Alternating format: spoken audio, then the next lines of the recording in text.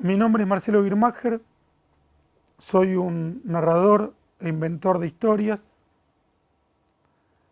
He publicado cierta cantidad de libros, entre los cuales se cuentan El alma al diablo, Tres mosqueteros, Historias de hombres casados, Nuevas historias de hombres casados, Un crimen secundario.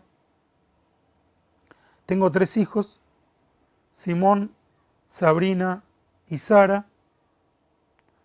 Mis padres, mi padre se llamaba Boris, mi madre se llama Perla, mi abuelo Julio Trau era un judío polaco que llegó como polizón en un barco en el año 39, en el mismo barco que Nachdorf y posiblemente que Grongowicz, y quiso traer a su familia de Polonia, pero los nazis llegaron antes a Polonia y ya se quedó a vivir acá.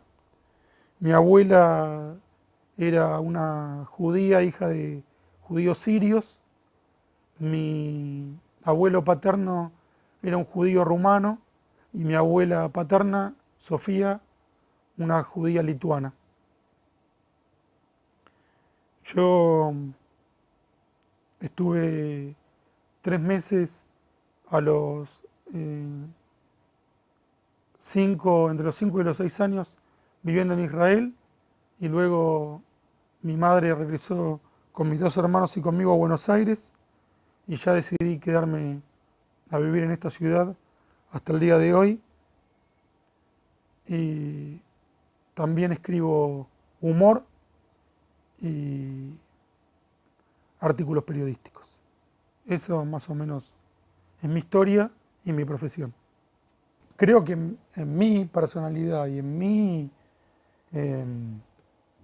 temperamento como escritor, la idea de ruptura en cuanto a de la cotidianeidad, no ruptura de los géneros, sino ruptura de la cotidianidad, de delirio, no en el sentido alucinógeno, sino de que se me ocurra cualquier cosa, de escribir cualquier cosa, está instintivamente, y que lo que necesito precisamente es ponerme límites, hacerme encargos a mí mismo, modelar ese flujo de imaginación. De modo que sí, que me puse completamente en contra de cualquier idea de automatismo o de dejarme llevar por lo onírico. Lo onírico está instintivamente. Lo que me interesa permanentemente es darle un cauce lo más clásico y lo más tradicional posible a la hora de narrarlo, o sea, estructurar. Fue una autobiografía a los 9 años, donde contaba en unas pocas páginas los sucesos más importantes de mi vida. Eso fue lo primero que escribí que yo recuerde. Después en tercer grado también tenía un diario del aula. Esta autobiografía debe haber sido sobre el final de tercer grado. Pero incluso antes de esta autobiografía tenía un diario del aula donde escribía un chiste, un chisme y una noticia. Y lo alquilaba. Lo cambiaba por una goma de borrar, por un lápiz, por un papel glacé. Esos son 2 de los primeros textos que recuerdo. Después siempre me felicitaban por lo que se llamaba entonces composiciones o redacciones, que eran distintas del grueso del aula, ¿no? Y que eso me permitía a mí tapar los baches en todas las otras asignaturas. En el secundario me pasaba lo mismo. O sea, me llevaba todas las materias, pero destacaba en la redacción o composición, y eso hacía que algunos profesores se apiadaran de mí en otras asignaturas. Creo que toda mi vida ha sido igual al respecto. Es indistinto. Pueden decirme, necesitamos, ahora me dijeron de la Secretaría de Cultura de la Ciudad de Buenos Aires, tenés que escribir un cuento en base a un tango de Homero Mansi. Bueno, por ahí sale un cuento extraordinario, por ahí sale uno de mis grandes cuentos, o por ahí no. Entonces, ¿cómo se me ocurren los cuentos? Bueno, Ahí hay un punto de partida. Otras veces se me ocurren porque sí. Cuando escribí este libro pornográfico yo tenía cuentos pornográficos que había escrito porque sí. Y un día me enteré que había un concurso y empecé a escribir más. Y ahí había algunos que ya tenía, entonces digo, ya está, tengo para empezar. Y el resto los escribí porque sabía que había un concurso. Eh, El fuego más alto, que son un libro de cuentos fantásticos, salió en el 97 y ahora lo volví a reeditar, pero en Colombia. Eh, Escribí un cuento para un concurso de cuentos fantásticos. Y a partir de ahí dije, bueno, este es un registro que quiero mantener a lo largo de un libro. Y escribí 7, 8 cuentos más que eh, construyeron este libro de cuentos. Historia de hombres casados. Se me ocurrió primero el cuento, el cuadro, que es el primer cuento de la serie, que ya lleva 3 libros y 1000 páginas. 1000 páginas de historias de amor. Es exactamente así. De hecho, a mí me han reclamado las editoriales escribir una novela. Ya basta de temática judía. Eh, Se repiten los títulos, historia de hombres casados, nuevas historias de hombres casados, últimas historias de hombres casados. La gente me pregunta, pero es el mismo libro, no entienden bien. Eh, y yo sigo fiel a las reglas de mi ley. Realmente cumplo conmigo mismo. No estoy dispuesto a transgredir las cosas que se me ocurren por una supuesta ley de mercado. Y al mismo tiempo, si pienso en los títulos Un crimen secundario, Historias de hombres casados, eh, Historieta, La imaginación al cuadrado, que son realmente los títulos que los cuentos me piden, no son títulos para mí oscuros o títulos que vayan a pasar desapercibidos. Yo creo que soy un alumno de Mogan, que él tiene la suerte de no saber que yo soy su alumno. Soy un alumno de Bioy Casares, soy un alumno de Isaac Bashevis Singer. Yo no hubiera podido escribir las historias de hombres casados sin haber leído a Mogan. Hay una cruz ahí de lo inglés con la elegancia, lo argentino con la llaneza y cierta coloquialidad, y lo judío con Singer. Creo que los tres me conforman. Y creo que de los tres, el más pristino como escritor es Mogan. Porque Bioy tiene la muleta de lo fantástico. Singer tiene la muleta de lo teológico, de lo judío, de lo místico. Y Mogan nada, es pura literatura. Mogan no tiene ninguna apoyatura más que las historias de amor sencillas y magistrales que inventa.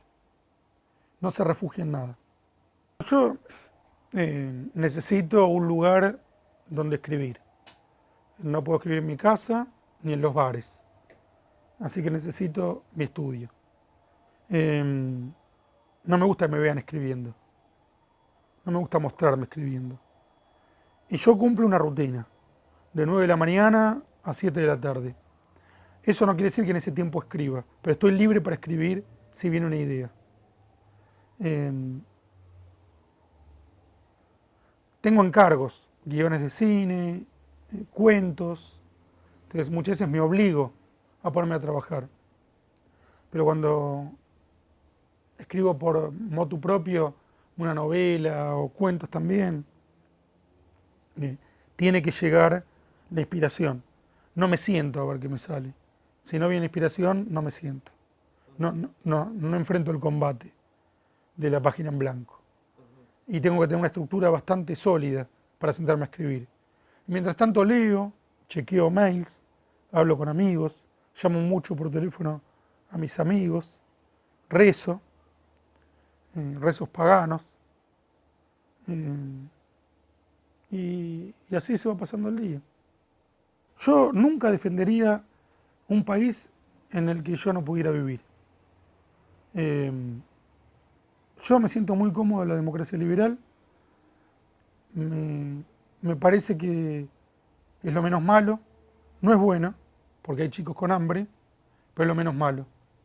En los otros sistemas también hay chicos con hambre y además no hay libertad. Creo que si la mayoría de los intelectuales, en vez de pensar en cómo quedar políticamente correctos, se pusieran a pensar en cómo solucionar las desigualdades sociales dentro de un sistema democrático, estaríamos efectivamente mejor. Estaríamos efectivamente mejor.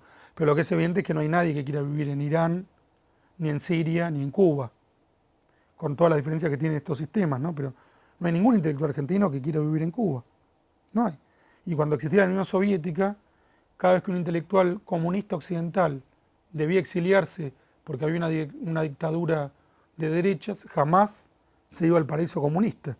Se iban a Francia, a España, a Suecia, eh, siempre a países de democracias liberales, nunca a la Unión Soviética o a Checoslovaquia o a Hungría, jamás. No hay casos. Y por supuesto todos los intelectuales comunistas, cada vez que podían, de los países comunistas, se exiliaban en Occidente.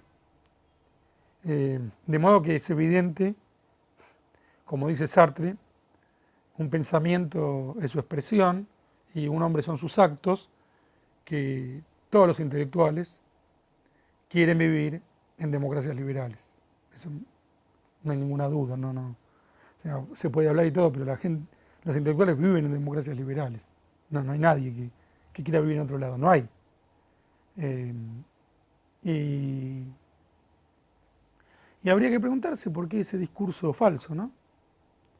Eh, Ahora, es evidente que un sistema que en lo que los niños no tienen todas las mismas oportunidades funciona mal. Pero yo creo que la raza humana funciona mal. La condición humana funciona mal. Y hay que buscar lo menos malo, no lo peor. Mientras hice periodismo, efectivamente, el periodismo no es mi vocación. El periodismo es un oficio que yo asumí a partir de mi vocación de escribir. Cuando escribía en el Diario Sur, cuando escribí para la revista Man, cuando escribí para ti, para algunos de los ya sexagenaria cantidad de medios de comunicación para los que escribí, el periodismo está en un escalón por debajo, vocacionalmente, de la literatura. Mi vocación es contar cuentos, esa es mi vocación. Buenos Aires, para mí, es una de las mejores ciudades del mundo y para mí el mejor lugar para vivir en el mundo. Buenos Aires tiene la vida cultural de una gran metrópoli y la sencillez y la coloquialidad de la Argentina. Buenos Aires es la ciudad de Borges, es la ciudad de Bioy, es la ciudad menos, pero es la ciudad de Cortázar. Es la ciudad donde los latinoamericanos publicaban sus primeros libros más importantes. Es la ciudad de Fontana Rosa, aunque también sea Rosario, ¿no? Pero es la ciudad de Fontana Rosa también. Es la ciudad de Quino. Es mi ciudad.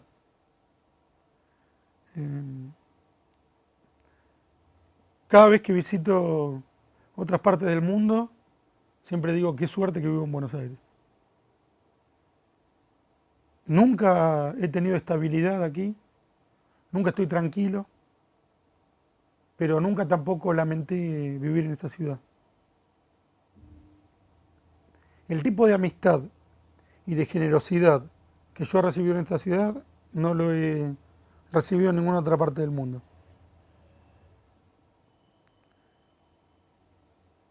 Eso para empezar. Dentro de esta ciudad yo armé mi propio barrio, que coincide con lo que podría ser Valvanera, San Nicolás y otros nombres que Congreso, pero al que yo llamo el 11, que no figura en los mapas, y que es un barrio personal. Es un barrio compuesto en la misma proporción de judaísmo y argentinidad. 100% argentino y 100% judío. Es un barrio lleno de elementos místicos y paganos, de creencia y escepticismo. Un barrio donde uno puede ver circulando religiosos en la misma vereda que mujeres con minifalda, mujeres con peluca para cubrir la sensualidad del cabello, y en la vereda de enfrente prostitutas dominicanas. Y me encanta verlos a todos juntos y que cada uno respete la vereda por la que camina el otro. Y ese caldo contiene las vitaminas que yo consumo diariamente para poder escribir. Bueno, libros fundamentales en mi vida. Enemigos, una historia de amor, de Isaac Singer. Este me lo había recomendado mi mamá y me negaba a leerlo porque me lo había recomendado mi mamá hasta que lo encontré en la casa de un amigo, y a partir de ahí, igual que me pasó con Morgan, me leí toda la obra de Singer y se convirtió en mi principal maestro en el arte de la escritura. Somerset Maugham, uno de los tomos de sus cuentos completos que leo y releo. Debo haber leído unas 20 veces cada uno de los cuentos, o por lo menos una buena cantidad de ellos.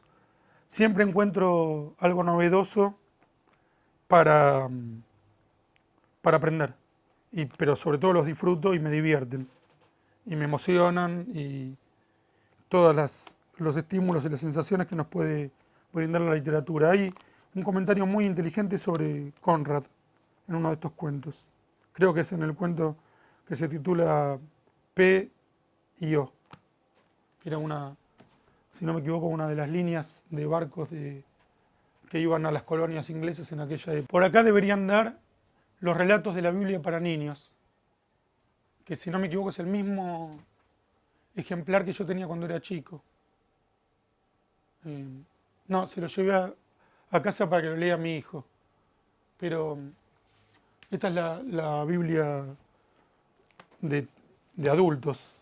Yo leía un ejemplar que era para niños, el del Viejo Testamento, ¿no? Esas historias y la mística de esas historias fue muy importante para cuando yo me convertí en un narrador de historias. Otro libro muy importante y que después se iba a relacionar con uno que yo mismo escribí, o un par de libros muy importantes, eran las fábulas. Fábulas de Esopo, de Samaniego, de La Fontaine.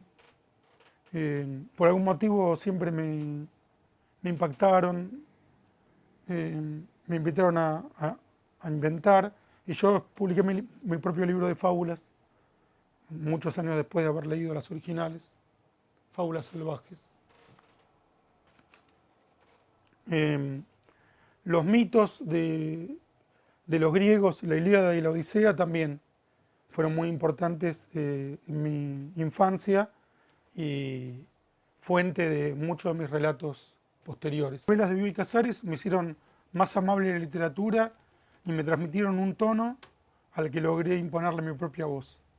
De modo que de Bioy podría elegir Dormir al Sol, historias de amor y historias fantásticas. El policial,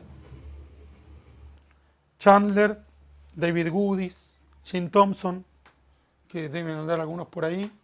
Lo que pasa es que tengo muchos libros en mi casa, también son libros importantes. Hay un ensayo político de Carlos Alberto Brocato, que está ahí arriba, que se llama La Argentina que quisieron. Es una crítica a Montoneros y el ERP desde la izquierda, desde una izquierda desarmada. Y para mí fue un descubrimiento crítico, y el modo de leer la realidad me acompañó el resto de mi vida adulta. Lo leí a los 20 años y ese modo de leer la realidad, crítico y despegado, equidistante, de tanto del poder como de los supuestos opositores al poder, ese modo de leer la realidad me acompañó el resto de mi vida adulta. Eh,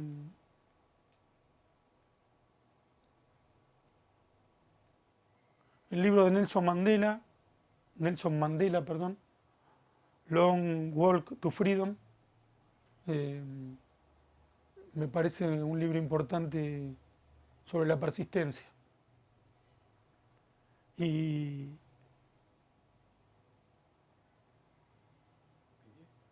yo creo que ahí estamos, ¿no? Voy a leer un poema que se llama Canción del Once, que inicia mi libro El Once, un recorrido personal. Azules las veredas y negro el tafetán, los peyes y las barbas, el paso y la quipá. Mujeres con pelucas y otras sin pudor, caminando mis calles, iguales bajo el sol. Polleras largas negras, blusas con almidón, y hasta el aire parece cumplir la tradición. Y hasta el aire parece cumplir la tradición. Dos niños que se apuran y el padre va detrás. Acaban de bañarse porque empieza el Shabbat. Yo miro a los dos niños con peyes y kipá y cuento mis pecados innumerables.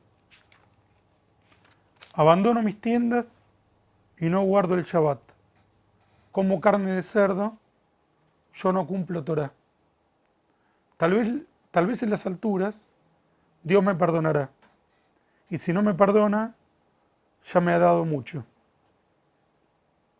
Una mujer pagana voceando su café, las extrañas coreanas y sefarad también. El bollo, las baklavas, el kipe, el lasmashim, oasis de mis calles, oriente askenazí. Negocios de camisas y calles del ayer, palabras en hebreo y marcas en inglés. Camino por mis calles y no puedo olvidar un pozo, una tragedia, la muerte, la maldad. Pero mi barrio es dulce y oculta una verdad. El 11 mandamiento, la vida seguirá.